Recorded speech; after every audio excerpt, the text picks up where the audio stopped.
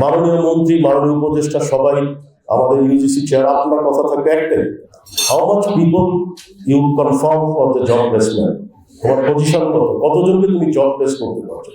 বাংলাদেশের একটা বিশ্ববিদ্যালয় যদি পৃথিবীর সব দেশে ব্রাঞ্চ থাকে, আপনাদের কিন্তু তখন মাথা উঁচু হবে, আপনারা কিন্তু তখন প্রাউডলি বলতে পারবেন this is the Bangladesh university. Private ইউনিভার্সিটিগুলি কিন্তু আগামীর বাংলাদেশের ভবিষ্যৎ। আজকে আমেরিকা স্ট্যানফোর্ড বলি, হার্ভার্ড বলি, সমস্ত বিশ্ববিদ্যালয় কিন্তু প্রাইভেট বিশ্ববিদ্যালয়, কিন্তু আমরা কতজন জানি সেগুলো প্রাইভেট বিশ্ববিদ্যালয় কি প্রাইভেট বিশ্ববিদ্যালয় না।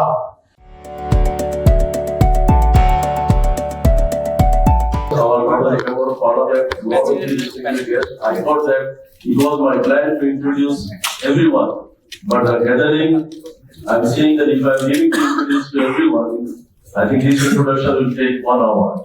So I hope that after our session, we'll meet again each other and we'll talk to each other. So I hope that no one will take it personally. I'm not giving anyone's introduction, rather I'm going to the presentation. So thank you very much. First of all, আমরা মনে হয় যে এই উপস্থাপনা আমাদের কারো বিরুদ্ধে নয়, কারো পক্ষে বা বিরুদ্ধে কোনোটাই নয়। আমাদের মূল টার্গেট হচ্ছে ছাত্র। আমরা আশা করি যে সবাই যারা আমরা প্রাইভেট বিশ্ববিদ্যালয় যারা এখানে পরিচালনা করছি, আমাদের প্রত্যেকের কিন্তু কি intention to help our student. So that is Y আমরা আজকে যে প্রেজেন্টেশনটা আমি উপস্থাপন করবো সেখানে মূল হচ্ছে শিক্ষার্থীদের ভবিষ্যৎ রক্ষার জন্য, একইভাবে বাংলাদেশের উচ্চশিক্ষাকে বিশ্বমানদণ্ড করার। এবং আমরা জানি যে রিয়েলিটি চেকিং যদি আমরা আসি তাহলে আমরা জানি যে বাংলাদেশের লক্ষাধিক শিক্ষার্থীদের ভবিষ্যৎ নির্ভর করছে বেসরকারি বিশ্ববিদ্যালয়। খুব ডিটেলসে যাচ্ছি না, because all of you are quite knowledgeable about these facts and figures. So in some area I will not go to the details. একইভাবে এই কাজকে দুর্বল করা মানে দেশের ভবিষ্যৎকে দুর্বল করা, কারণ আমরা জানি সারা পৃথিবীতে everyone has the statistics, সারা পৃথিবী ডেভেলপমেন্টের পিছনে এডুকেশন ইজ দ্য কি ব্যাকবোন। এবং আমরা ধন্যবাদ জানাই আমাদের মাননীয় প্রধানমন্ত্রী এবং অবশ্যই আমাদের ডাইনামিক যারা লিডার এখানে উপস্থিত, select the right people in right place. This is indication that how our this sector is expecting from the government. তো আমরা আশা করি যে এই কাজকে আমরা কিভাবে হিস্টোরিক্যাল কনটেক্সটে আমরা দেখি, আমরা জানেন 1992 সালে প্রয়াত বেগম খালেদা জিয়া উনি কিন্তু একটু হাসছেন আমার মনে হয় আমাদের কাশেম ভাই, যে ওনারা প্রথম কিন্তু যে প্রাইভেট বিশ্ববিদ্যালয় আমরা জানেন, আমরা আরেকজনকে শ্রদ্ধা করে স্মরণ করতে চাই, আলিমুল্লাহ মিয়া, অধ্যাপক আলিমুল্লাহ মিয়া, এবং আমার মনে হয় কাশেম ভাই থেকে আরম্ভ করে যারা ওই প্রথম সারির যুদ্ধ ছিলেন 1992 সালে। এবং তৎকালীন প্রধানমন্ত্রী ওনাকে কিন্তু অল্প কিছু কথাতে বোঝার সাথে সাথে উনি কিন্তু এগ্রি করেছেন। এবং এটা আমার কাছে, আমি খুব লম্বা ইতিহাস কাউকে চাই না, সবাই আপনারা জানেন। শুধু আমরা শ্রদ্ধা করে স্মরণ করি প্রয়াত বেগম খালেদা জিয়াকে, আমরা তার রোগের মাঝখানে চাওয়া করি, কারণ আমরা জানি যে পৃথিবীতে মানুষ যখন চলে যায় তার ভালো কাজগুলো সারা জীবন তাকে সব দিতে থাকে। আমরা আশা করি তার এই ভালো উদ্যোগের কারণে জানার খুশি হবে। এবং অবশ্যই এই যে একটা বিশাল জনগোষ্ঠীকে যে সার্ভ করছেন 1992 ধারাবাহিকতায়, আমরা আশা করি যে উনি অবশ্যই পরকালে ভালো থাকবেন। একইভাবে যে বিপ্লবটা উনি শুরু করেছেন 1992-তে, ধীরে ধীরে ধীরে ধীরে আজকে কোথায় প্রাইভেট বিশ্ববিদ্যালয় চলে আসছে আমরা সবাই জানি। আমরা এখন চাই যে সরকারের যে দৃষ্টিভঙ্গি সেটাকে গ্লোবাল স্ট্যান্ডার্ড এডুকেশনের জন্য হয়। আমরা অবশ্যই চাই না বাংলাদেশের পার্সপেক্টিভ আমরা চিন্তা করতে চাই না, আমাদেরকে ফাইট করতে হবে গ্লোবাল স্ট্যান্ডার্ডে। আমাদেরকে আজকে আমার মনে হয় আমাদের উপদেষ্টা মালিয়া মিশার কিছুদিন আগে কিন্তু আপনি লক্ষ্য করলেন যে স্কিল নিয়ে প্রধানমন্ত্রীর যে গাইডলাইন অনুযায়ী কথাগুলো বলছেন, সেই স্কিল গুলো কিন্তু আমাদেরকে আইডেন্টিফাই করতে হবে গ্লোবাল স্ট্যান্ডার্ডে রিচ করার জন্য। একইভাবে ইনোভেশন এবং স্কিল ডেভেলপমেন্ট আমাদের এসআরও মিলন সাহেব আপনারা জানেন যে উনি ডিবেট এবং উনি আসার পরপরই যেটা আমরা অনেকদিন থেকে এক্সপেক্ট করেছিলাম যে ডিপ্লোমা এডুকেশনটাকে ঘুরে দাঁড়াইতে হবে এবং এটাকে ঢেলে সাজাতে হবে। ধন্যবাদ আপনার সাহসী উদ্যোগ, এবং আমার কাছে মনে হয় যে স্কিল ডেভেলপমেন্টের কোনো বিকল্প নেই আমাদের সোজা কথা। তো কোন কোশ্চেনটা আমরা কি চাচ্ছি, আমরা কি এমন শিক্ষা দিচ্ছি যা শিক্ষার্থী চাকরির জন্য প্রস্তুত করছে? আমাদের মূল প্রশ্নটা কিন্তু আমরা কি সার্টিফিকেট বেসড প্লেসমেন্ট তৈরি করছি, তাকে চাকরি উপযোগী লোক তৈরি করছি? তো সেই জায়গায় আমাদের নীতিটা কিন্তু বৈধকে আসতে হবে।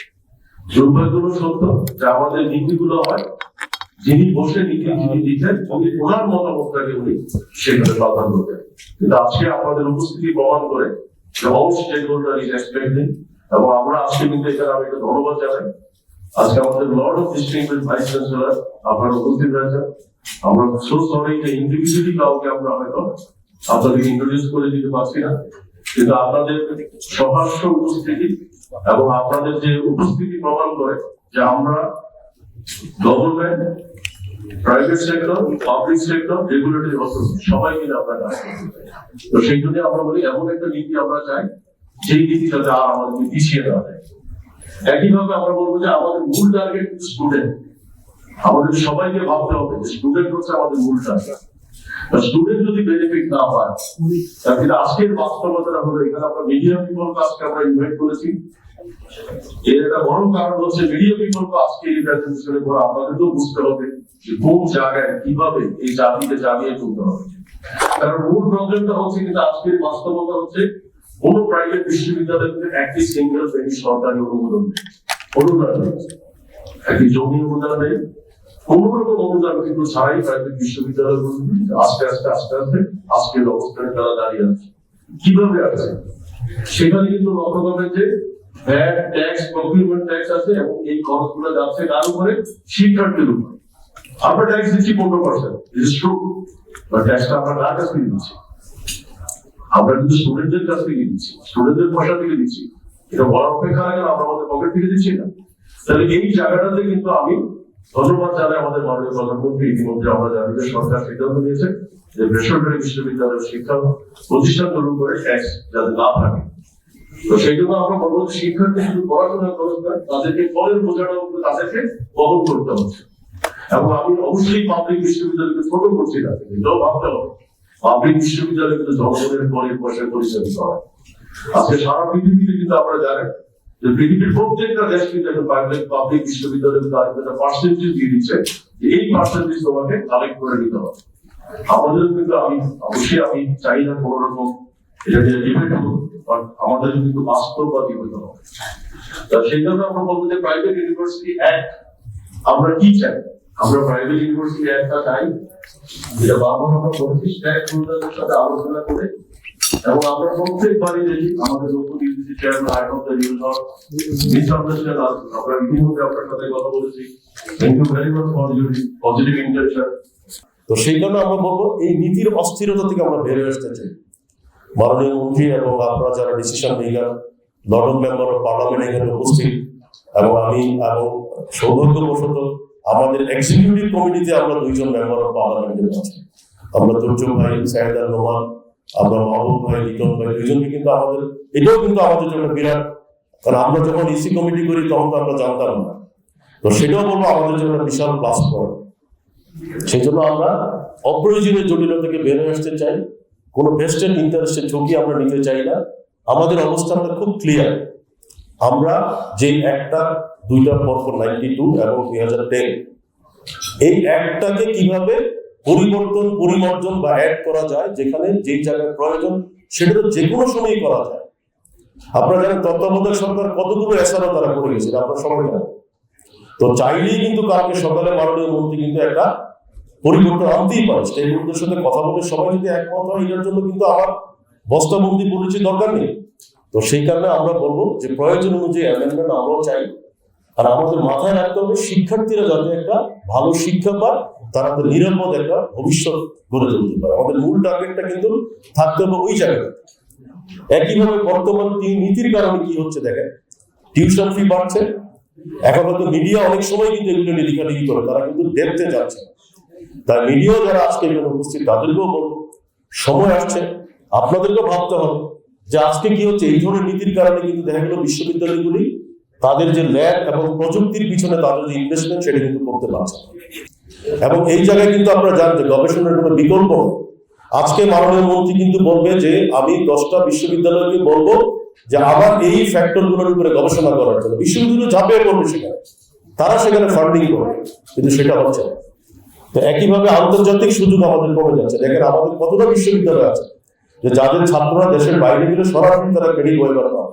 এখানে কিন্তু পলিসি করার সময় যারা পলিসি মেক করে খুবই দুর্ভাগ্য, তারা এগুলো মাথায় ঘামা, তারা মাথা ঘামাবে বোর্ড অফ ট্রাস্টিকে কিভাবে সাইজ করা যায়, কিভাবে একে ধরা যায়, ওকে ধরা যায়। তা আমি আশা করি যে এই মানসিকতাটা যেহেতু বর্তমান সবার ভিতরে আমরা লক্ষ্য করছি, আমরা আশা করি যে সেই জায়গাটা আমরা ফাইট করতে চাই আন্তর্জাতিকভাবে, আমরা ফাইট করতে চাই যে আমরা গ্লোবাল প্রতিযোগিতা আমরা কে কোথায় কোন লেভেলে যাচ্ছি। আমাদের মাননীয় মন্ত্রী বলবেন যে আমার বাংলাদেশের 50টা প্রাইভেট ইউনিভার্সিটি পৃথিবীর সব জায়গায় তারা কিন্তু এখন গ্লোবাল প্রতিযোগিতায় টপ র্যাঙ্কিং এ চলে আসছে, তাদের ছাত্ররা বাইরে থেকে এসে রিক্রুট করছে। এই জায়গাগুলোতে আমাদের ফাইট করতে হবে। একইভাবে আমরা মনে করি গ্লোবাল বেঞ্চমার্ক, বিশ্ব কিন্তু এখন কি হচ্ছে, এগুচ্ছে স্কিল বেজ এডুকেশন, আমরা জানি আউটকাম বেজ লার্নিং। একইভাবে আমরা ইন্ডাস্ট্রি লিঙ্কেজ, কতটুকু ইন্ডাস্ট্রির সাথে আমরা সম্পর্ক করতে পারছি। আপনারা জানেন যে direct higher education, QS ranking, আপনারা সবাই জানেন। এখানে কিন্তু কেউই লক্ষ্য করেন নাই বাংলাদেশে কিন্তু বুয়েট এবং ঢাকা বিশ্ববিদ্যালয়ের টপ র্যাঙ্কিং এ থাকার পিছনে বড় কারণ হচ্ছে ইন্ডাস্ট্রি তাদেরকে র্যাঙ্কিং এ দেয় সবচেয়ে হাইয়েস্ট মার্ক। ঢাকা বিশ্ববিদ্যালয় বুয়েট সম্ভবত এই বছর পেয়েছে 46 মার্ক, ঢাকা বিশ্ববিদ্যালয় পেয়েছে 42, নর্থ সাউথ পেয়েছে 23। আপনারা বুঝতে পারছেন প্রাইভেট বিশ্ববিদ্যালয় অনেক নিচে। ইন্ডাস্ট্রি লিঙ্কেজ আমাদের বেশি থাকলেও পারসেপশনটা হচ্ছে পাবলিক বিশ্ববিদ্যালয় সম্ভবত ইন্ডাস্ট্রির সাথে বেশি সম্পর্কিত। এই জায়গাতে আমাদের লিঙ্কেজটা বাড়াতে হবে। তো সেই জন্য আমি বলবো রিসার্চ এবং ইনোভেশন, গ্লোবাল র্যাঙ্কিং, আমরা কি সেই পথে আছি? এবং আমি ইউজিসি চেয়ারপারসনকে বলবো যে আপনার সাথে আমরা ওদিনও বলে আসছি যে পলিসির প্রথম কাজটাই হবে র্যাঙ্কিং। আমি আপনাকেও বলেছি, আমি আশা করি যে আমাদের মাননীয় মন্ত্রী মহোদয় এবং মেম্বার অফ পার্লামেন্ট আপনাদেরকেও বলতে চাই, পৃথিবীর সব দেশে যখন আপনারা কোনো একটা মন্ত্রণালয়ে যাবেন এডুকেশন মিনিস্ট্রিতে, আপনারা দেখবেন যে সেখানে বলা থাকে আমার বাংলাদেশে বা আমার এই দেশে এই বিশ্ববিদ্যালয়গুলি এই কারণে এই র্যাঙ্কিং আছে, আমার দেশে নেই। তো সেই জায়গায় আমরা চাই যে আমরা সঠিক পথে চলতে চাই। আমরা চাই আমাদের ভিশনগুলো হবে 100% এমপ্লয়ি। মাননীয় মন্ত্রী, মাননীয় উপদেষ্টা সবাই, আমাদের ইউজিসি চেয়ার, আপনার কথা থাকবে একটাই, how much people you confirm for the job placement. তোমার পজিশন কতজনকে তুমি জব প্লেস করতে পারছো। জব প্লেস করতে না পারলে সেই বিশ্ববিদ্যালয়গুলোকে আপনারা অবশ্যই চুলছেরা বিশ্লেষণ করুন, কেন তারা করছে না। আমাদের দেশে বেকার তৈরি করার জন্য বিশ্ববিদ্যালয় চাই না। তো সেখানে আমরা বলবো স্কিল বেস গ্রাজুয়েট চাই, ইনোভেশন ড্রাইভেন স্টুডেন্ট চাই আমরা। আপনারা জানেন যে ইনোভেশন ড্রাইভেন কিছু স্টুডেন্ট আছে বলেই কিন্তু বাংলাদেশের ইমেজটা এখনো কিন্তু আস্তে আস্তে আমরা উঠাতে পারছি। তো সেই জায়গায় আমরা বলবো গ্লোবাল র্যাঙ্কিং এ আমরা কিভাবে আগাতে পারি, আমাদের পলিসি এবং রেগুলেটরি অথরিটি, আশা করি ওই জায়গাতে পলিসি গ্যাপগুলো আপনারা দেখেন। একইভাবে ন্যাশনাল ইম্প্যাক্টটা কি, ন্যাশনাল ইম্প্যাক্টটা তো এই খাত থেকে চাকরির বাজার তৈরি হইতে হবে, চাকরি তৈরি করবে, উদ্যোক্তা তৈরি করবে, বৈদেশিক আয় বাড়াবে। কারণ আমার ছাত্র যদি বা আমাদের ছাত্র যদি ভালো স্কিল ডেভেলপ করতে পারে, তাহলে তারা তো পৃথিবীর সব জায়গায় নিজেদের অবস্থান তৈরি করতে পারে। কারণ আমরা জানেন যে মাননীয় প্রধানমন্ত্রী ইতিমধ্যে, এবং আবারও সেই বলি মহাদিয়ামিন সাহেবের আপনারও কয়েকটা স্টেটমেন্ট আমি দেখলাম, আমাদের মাননীয় শিক্ষামন্ত্রী আমি দেখলাম যে জাপানি ভাষা শিখতে হবে, কোরিয়ান ভাষা শিখতে হবে। ভাষার প্রতি আপনারা কিন্তু যে নজরটা দিয়েছেন, এটা কিন্তু আমরা ক্রেডিটের আয়তায় কিন্তু বিশ্ববিদ্যালয় নিয়ে আসতে পারি, যেটার জন্য 9 ক্রেডিট বা 12 ক্রেডিট আমরা কিন্তু সেখানে ইন্ট্রোডিউস করতে পারি। তো আমার পজিশনটা কি, আমি শেষ পর্যায়ে চলে আসছি। আমরা চাই ট্রান্সপারেন্সি, আমরা অ্যাকাউন্টেবিলিটি চাই, কোয়ালিটি চাই, কিন্তু ডিস্ট্রাকটিভ পলিসি আমরা চাই না।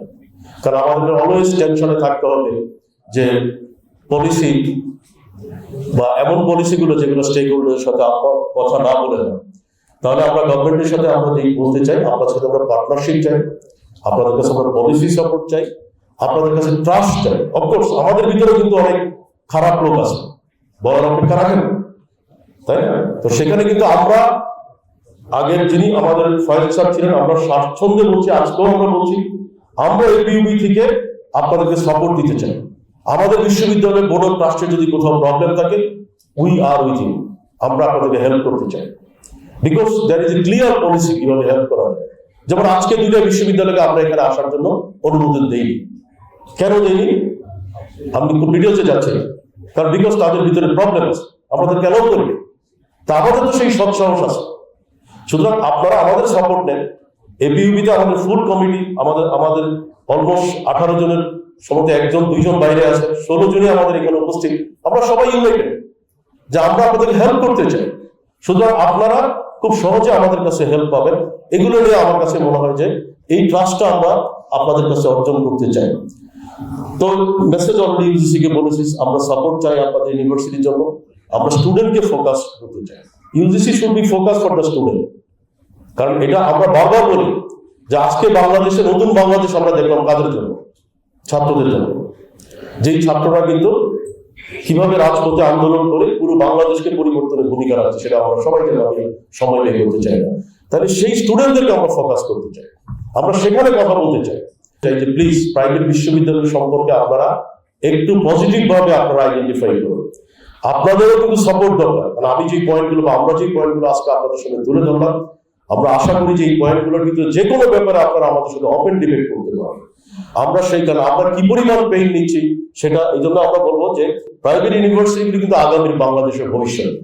আজকে আমেরিকার স্ট্যানফোর্ড বলি, হার্ভার্ড বলি, সমস্ত বিশ্ববিদ্যালয় কিন্তু প্রাইভেট বিশ্ববিদ্যালয়, কিন্তু আমরা কতজন জানি সেগুলো প্রাইভেট বিশ্ববিদ্যালয় কি প্রাইভেট বিশ্ববিদ্যালয় না?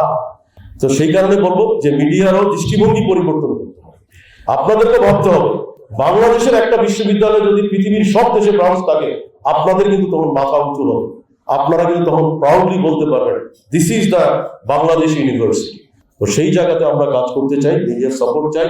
বাংলাদেশ পারে গ্লোবাল এডুকেশন হাব হতে, বাংলাদেশ পারে স্কিল এক্সপোর্টিং নেশন হতে।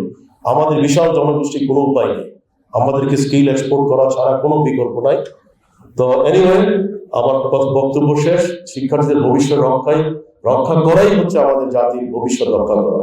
আপনাদের সবাইকে ধন্যবাদ ধৈর্য সহকারে আমার এই প্রেজেন্টেশন দেখার জন্য।